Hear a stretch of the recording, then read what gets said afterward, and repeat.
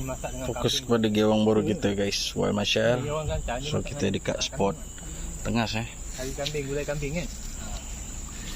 bila trekking dalam hutan ni, orang mancing tu mancing, jangan seronok sangat.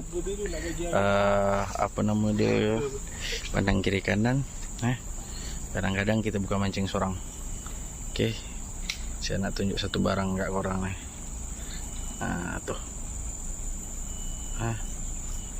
Kita nasib baik terjumpa, kita alert.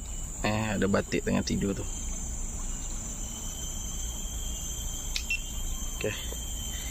Okay guys, selamat mancing.